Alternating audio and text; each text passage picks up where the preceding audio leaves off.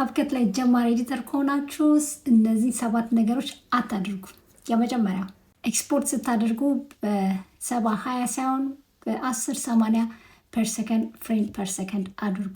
ሁለተኛ ቮሊዩሙን ድምፁን ስጨምሩ 100 ላይ አታድርጉት፣ 80% ይበቃል ማለት ነው። በጣም እየጮኸ ኦዲየንሳችሁን እንዳይረብሸው። ሶስተኛ ፋንሲ የሆኑ ፎንቶችን አትጠቀሙ ማለት ነው። ምክንያቱም ሰዎች ለማንበብ እንዲመቻቸውና ቶሎ የጻፋችሁት ነገር አንደርስታንድ እንዲያደርጉ ማለት ነው።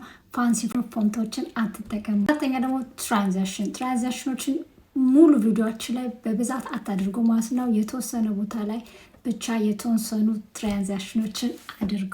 አምስተኛ ደግሞ ከባክግራውንድ ጀርባ ከቪዲዮዎቹ ጀርባ የምታደርጓቸው ሙዚቃዎች ከእናንተ ድምፅ መብለጥ ስለሌለባቸው ከእናንተ ድምፅ በላይ ከፍ አታድርጓቸው፣ ምክንያቱም እነሱ ሰው ይረብሻሉ ማለት ነው።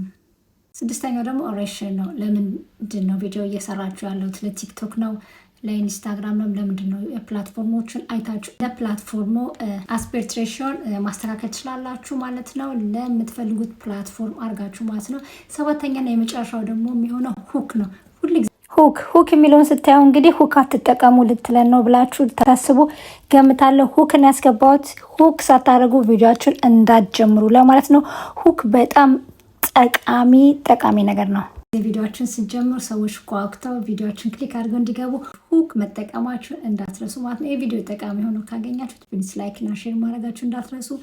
ይህንን ሙሉ ቪዲዮ እንዲሁም ደግሞ ሌላ ጠቃሚ ቪዲዮችን ትምህርታዊ የሆኑ ቪዲዮችን ማየት የምትወዱ ከሆነ ፕሊዝ ቻናሌን ሊንኩን ከታች ያስቀምጥላችኋለሁ። ገብታችሁ ሙሉ ቪዲዮችን የዩቲዩብ ቻናሌ ላይ ማየት ትችላላችሁ ማለት ነው። አብራችሁ ስለነበራችሁ ከልብ አመሰግናለሁ። መልካም ጊዜ ይሁንላችሁ። ባይ ባይ።